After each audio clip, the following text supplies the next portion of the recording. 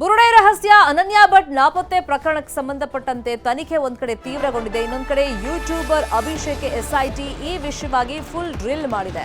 ನಿನ್ನೆ ತಡರಾತ್ರಿವರೆಗೂ ಕೂಡ ಅಭಿಷೇಕ್ನ ವಿಚಾರಣೆಗೆ ಒಳಪಡಿಸಲಾಗಿತ್ತು. ಯಾಕಂದ್ರೆ ಸಾಕಷ್ಟು ಜನ ಯೂಟ್ಯೂಬರ್ಗಳು ತಮ್ಮ ಪೇಜ್ಗಳ ಮುಖಾಂತರ ಸೋಷಿಯಲ್ ಮೀಡಿಯಾದಲ್ಲಿ ಯೂಟ್ಯೂಬ್ನಲ್ಲಿ ಈ ಧರ್ಮಸ್ಥಳ ಪ್ರಕರಣದ ವಿಷಯವಾಗಿ ತನಿಖೆ ನಡೀತಾ ಇದ್ದಾಗಲೇ ಒಂದಷ್ಟು ತಪ್ಪು ಮಾಹಿತಿಗಳನ್ನ ಅಥವಾ ಜಡ್ಜ್ಮೆಂಟ್ ಕೊಡೋ ರೀತಿಯಲ್ಲಿ ತಮ್ಮ ಅಭಿಪ್ರಾಯಗಳನ್ನ ವ್ಯಕ್ತಪಡಿಸಿದ್ರು. ಕೇವಲ ಲೈಕ್ಸ್ ವ್ಯೂಸ್ಗಾಗಿ ವಿಡಿಯೋ ಆಗಿತ್ತಾ ಅಂತೇಳಿ ತನಿಖೆಯನ್ನ ಕೈಗೆತ್ತಿಕೊಂಡಾಗ ಅಥವಾ ವಿದೇಶದಿಂದ ಇವ್ರಿಗೂ ಫಂಡಿಂಗ್ ಆಗಿತ್ತಾ ಅಂತ ಏನು ಅನುಮಾನಗಳಿತ್ತು, ಆ ನಿಟ್ಟಿನಲ್ಲಿ ಕೆಲವು ಯೂಟ್ಯೂಬರ್ಗಳಿಗೆ ನೋಟಿಸ್ ಅನ್ನ ನೀಡಲಾಗಿತ್ತು. ಕೇವಲ ಲೈಕ್ಸ್ ಮತ್ತೆ ವ್ಯೂಸ್ಗಾಗಿ ವಿಡಿಯೋ ಮಾಡಿದ್ದೀನಿ ಅಂತ ಹೇಳಿ ತಪ್ಪೊಪ್ಪಿಗೆಯನ್ನ ಈ ಅಭಿಷೇಕ್ ಕೊಟ್ಟಿದ್ದಾನೆ ಅಧಿಕಾರಿಗಳ ಮುಂದೆ ಅಂತ ಗೊತ್ತಾಗಿದೆ. ಮತ್ತೆ ಎಸ್ಐಟಿ ಅಧಿಕಾರಿಗಳ ಮುಂದೆ ಅಭಿಷೇಕ್ ಕಣ್ಣೀರನ್ನ ಹಾಕಿದ್ದಾನಂತೆ. ಯುನೈಟೆಡ್ ಮೀಡಿಯಾ ಹೆಸರಿನ ಯೂಟ್ಯೂಬ್ ಚಾನೆಲ್ ಈ ಅಭಿಷೇಕ್ ನಡೆಸ್ತಾ ಇರೋದು. ಇನ್ನು ಯೂಟ್ಯೂಬ್ ನಲ್ಲಿ ಸುಳ್ಳು ಮಾಹಿತಿ ಪ್ರಸಾರ ಮಾಡಿದಂತ ಆರೋಪವನ್ನ ಈತ ಫೇಸ್ ಮಾಡ್ತಾ ಇದ್ದಾನೆ.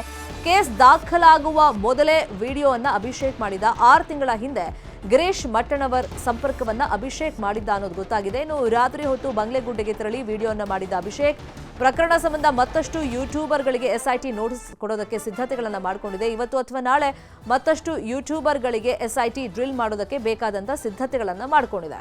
ಇದೇ ವಿಷಯವಾಗಿ ಇನ್ನಷ್ಟು ಡೀಟೇಲ್ ಆಗಿ ಇನ್ಫಾರ್ಮೇಶನ್ ಕೊಡ್ತಾ ಹೋಗೋದಕ್ಕೆ ನೇರ ಸಂಪರ್ಕದಲ್ಲಿ ಕನೆಕ್ಟ್ ಆಗಿದ್ದಾರೆ ನಮ್ಮ ರಿಪೋರ್ಟರ್ ಮಂಜುನಾಥ್. ಒಂದ್ ಕಡೆ ಎಸ್ಐಟಿ ಈ ದೂರುದಾರರು ಅಂತ ಯಾರೆಲ್ಲ ಬಂದಿದ್ರು ಅವರನ್ನ ತೀವ್ರ ರೀತಿಯಲ್ಲಿ ವಿಚಾರಣೆಗೆ ಒಳಪಡಿಸಿದ್ರೆ, ಮತ್ತೊಂದ್ ಕಡೆ ಸೋಷಿಯಲ್ ಮೀಡಿಯಾದಲ್ಲಿ ಈ ಪ್ರಕರಣದ ತನಿಖೆ ನಡೀತಾ ಇದ್ದಾಗಲೇ ಸಾಕಷ್ಟು ವಿಡಿಯೋಗಳನ್ನ ಯೂಟ್ಯೂಬರ್ಗಳು ಮಾಡಿದ್ರು.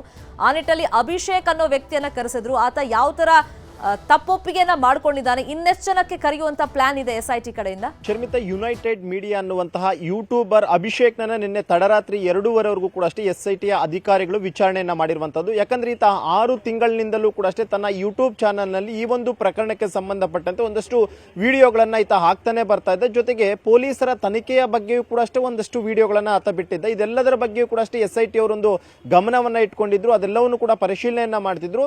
ಇನ್ನೊಂದು ಪ್ರಮುಖವಾಗಿ ಏನು ಅಂತಂದ್ರೆ 6 ತಿಂಗಳ ಹಿಂದೆಯೇ ಈ ಒಂದು ಮಾಸ್ಕ್ ಮ್ಯಾನ್ ನ ಬಗ್ಗೆಯೂ ಕೂಡ ಅಷ್ಟೇ ತನ್ನ ಯೂಟ್ಯೂಬ್ ನಲ್ಲಿ ಆತ ಪ್ರಸಾರ ಮಾಡಿದ್ದ. ಜೊತೆಗೆ ಬಂಗ್ಲೆಗುಡ್ಡೆಗೆ ಟಿ ಜಯಂತ್ ನ ಜೊತೆ ಹೋಗ್ಬಿಟ್ಟು ಬುರುಡೆ ತೆಗೆದುಕೊಳ್ಳುವಂತಹ ಸಂದರ್ಭದಲ್ಲೂ ಕೂಡ ಅಷ್ಟೇ ಅದೊಂದು ವಿಡಿಯೋವನ್ನ ಈತನೇ ಶೂಟ್ ಮಾಡಿದ್ದ ಅನ್ನುವಂಥದ್ದು ಕೂಡ ಎಸ್ಐಟಿಯ ತನಿಖೆ ವೇಳೆಯಲ್ಲಿ ಬಯಲಾಗಿತ್ತು.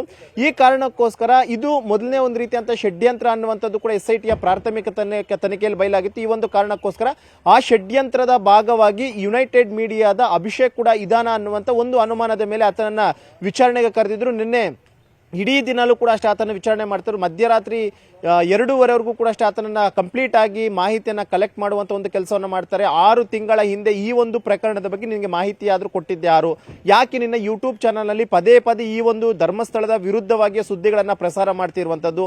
ಜೊತೆಗೆ ಪ್ರಮುಖವಾಗಿ ಬಂಗ್ಲೆಗುಡ್ಡೆದಲ್ಲಿ ಏನು ಇವರು ಒಂದು ಬುರುಡೆಯನ್ನ ತಗೊಳ್ತಾರೆ, ಮಚ್ಚಲ್ಲಿ ಹೊಡೆದು ತೆಗೆದುಕೊಳ್ಳುವಂತಹ ಒಂದು ವಿಡಿಯೋವನ್ನು ಕೂಡ ಅಷ್ಟೇ ನೀನೇ ಚಿತ್ರೀಕರಣವನ್ನು ಮಾಡಿದ್ದು. ಅಂದ್ರೆ ಮೊದಲನೇದೆಲ್ಲವೂ ಕೂಡ ಅಷ್ಟೇ ಪ್ರೀ ಪ್ಲಾನ್ ಆಗಿ ಮಾಡ್ಕೊಂಡಿದ್ರ ಅನ್ನುವಂಥ ವಿಚಾರವಾಗಿ ಕೂಡ ಅಷ್ಟೇ ಒಂದಷ್ಟು ಪ್ರಶ್ನಾವಳಿಗಳನ್ನು ಕೇಳಿದರೆ. ಜೊತೆಗೆ ಆತ ಹೇಳಿರುವಂತದ್ದು ಏನು ಅಂತಂದ್ರೆ, ಗಿರೀಶ್ ಮಟ್ಟಣ್ಣನವ್ರನ್ನ ನಾನು 6 ತಿಂಗಳ ಹಿಂದೆ ಭೇಟಿಯಾಗಿದ್ದೆ, ಭೇಟಿಯಾದಂತಹ ಬಳಿಕ ಈ ರೀತಿಯಾಗಿ ವಿಡಿಯೋಗಳನ್ನ ಮಾಡುವಂತೆ ನನ್ಗೆ ಹೇಳಿದ್ರು. ನಾನು ಆ ರೀತಿಯಾಗಿ ವಿಡಿಯೋಗಳನ್ನ ಮಾಡ್ಕೊಂಡು ಬಂದಿದ್ದೆ ಮತ್ತು ಅವ್ರು ಯಾರಿಗೆ ಹೇಳ್ತಿದ್ರು ಅವರನ್ನ ನಾನು ಸಂದರ್ಶನವನ್ನು ಕೂಡ ಮಾಡಿಕೊಂಡು ನನ್ನ ಯೂಟ್ಯೂಬ್ ಚಾನಲ್ ಹಾಕೊಂಡಿದ್ದೆ. ಒಂದು ರೀತಿಯಾಗಿ ವ್ಯೂಸ್ ಮತ್ತು ಲೈಕ್ಸ್ ನ ಪಡ್ಕೊಳ್ಳೋದಕ್ಕೆ ನಾನು ಈ ರೀತಿಯಾಗಿ ಮಾಡಿದ್ದೀನಿ ಅಂತ ಒಂದು ಕಣ್ಣೀರನ್ನು ಕೂಡ ಅಷ್ಟೇ ಯೂಟ್ಯೂಬರ್ ಅಭಿಷೇಕ್ ಹಾಕಿರುವಂತದ್ದು. ಈಗ ಅಭಿಷೇಕ್ನ ವಿಚಾರಣೆ ಆದಂತ ಬಳಿಕ ಮತ್ತಷ್ಟು ಯೂಟ್ಯೂಬರ್ಗಳಿಗೂ ಕೂಡ ಅಷ್ಟೇ ವಿಚಾರಣೆಗೆ ಕರೆಯೋದಕ್ಕೆ ಸಿದ್ಧತೆಯನ್ನ ಮಾಡ್ಕೊಂತ ಇದ್ದು, ಕಳೆದ 6 ತಿಂಗಳಿನಿಂದ ಈ ಒಂದು ಧರ್ಮಸ್ಥಳದ ವಿರುದ್ಧ ಅಪಪ್ರಚಾರ ಮಾಡ್ತಿದ್ದಂತ ಯೂಟ್ಯೂಬರ್ಗಳನ್ನ ಒಬ್ಬೊಬ್ಬರಾಗೆ ಕರೆಸಿ ಸ್ಟೇಟ್ಮೆಂಟ್ ಅನ್ನ ರೆಕಾರ್ಡ್ ಮಾಡ್ಕೊಳ್ಳೋದಕ್ಕೆ ಎಸ್ಐಟಿ ತೀರ್ಮಾನವನ್ನ ಮಾಡಿರುವಂತದ್ದು. ಶರ್ಮಿತಾ, ಥ್ಯಾಂಕ್ ಯು ಮಂಜು, ಈ ಕ್ಷಣದ ಮಾಹಿತಿಯನ್ನು ಕೊಟ್ಟಿದ್ದಕ್ಕೆ. ಇನ್ನು ಧರ್ಮಸ್ಥಳದ ಪ್ರಕರಣದ ಬಗ್ಗೆ ಕೇಂದ್ರ ಸಚಿವ ಸೋಮಣ್ಣ ಮಾತನಾಡಿದ್ದಾರೆ. 1000 ಸುಳ್ಳು ಹೇಳಿದ್ರು ಸತ್ಯ ಆಗಲ್ಲ. ಈ ಮಾತಿಗೆ ಧರ್ಮಸ್ಥಳ ಪ್ರಕರಣವೇ ತಾಜಾ ನಿದರ್ಶನ. ಧರ್ಮಸ್ಥಳಕ್ಕೆ ಅಂಟಿರುವಂತಹ ಕಳಂಕ ತೊಡಿತಾ ಇದೆ ಅಂತ ಹೇಳಿದ್ದಾರೆ. ನಮ್ಮ ನಿಲುವನ್ನ ಸ್ಪಷ್ಟವಾಗಿ ಈಗಾಗಲೇ ಪಡಿಸಿದ್ದೀವಿ. ಅದೊಂದು ಧಾರ್ಮಿಕವಾದ ದೊಡ್ಡ ಸಂಸ್ಥೆ. ಇವತ್ತಲ್ಲ, ಎಸ್ಐಟಿ ತೀರ್ಮಾನ ಮಾಡಿದ 1 ಗಂಟೆಯಲ್ಲಿ ನಾನೇ ಮೊದಲನೇವನು ರಿಯಾಕ್ಟ್ ಮಾಡಿದ್ದು. ಧರ್ಮಾಧಿಕಾರಿಗಳು, ಈ ಧರ್ಮದ ಇತಿಹಾಸ, ವಿಶೇಷವಾಗಿ ಕನ್ನಡಾಂಬೆ ತುಂಬಾ ದೊಡ್ಡವಳಿದ್ದಾಳೆ. 1000 ಸಾರಿ ಹೇಳಿದ್ರು ಸುಳ್ಳೆ ಅನ್ನೋದಕ್ಕೆ ಈ ಧರ್ಮಸ್ಥಳವು ಕೂಡ ಒಂದು ಉದಾಹರಣೆ ಆಗಿದೆ. ಆದ್ರಿಂದ ಧಾರ್ಮಿಕವಾದ ಇಂಥ ಸ್ಥಳಗಳನ್ನು ಇನ್ನು ಮುಂದೆ ಯಾವುದೇ ವ್ಯಕ್ತಿಗಳು, ಯಾರೋ ಬಾಲಂಗೌಚಿಗಳು ಮತ್ತೊಬ್ರು ಮಗದೊಬ್ರು ಮಾಡ್ತಕ್ಕಂಥ ಕೆಲವು ದೂಷಣೆಗಳಿಗೆ, ಎಡಪಂಥೀಯರ ಕೆಲವು ಕುತಂತ್ರಕ್ಕೆ ಸರ್ಕಾರ ಬಲಿಯಾಗಬಾರ್ದು. ಏನ್ ಧರ್ಮಸ್ಥಳದಲ್ಲಿ ನೀವು ನಡ್ಕೊಂಡಿರೋದು ಇದೆಯಲ್ಲ, ಇದನ್ನ ಮುಂದುವರಿಸೋದಕ್ಕಿಂತ ಹೆಚ್ಚಾಗಿ ಆಗಿರ್ತಕ್ಕಂಥ ಪಾಪಕ್ಕೆ ನೀವು ಪ್ರಜ್ಞೆ ಬಂದಿದೆ. ಇನ್ಮೇಲಾದ್ರೂ ಅಲ್ಲಿ ಭಕ್ತರು ಹೋಗಿ ಪೂಜೆ ಗೀಜೆ ಮಾಡಿಕೊಂಡು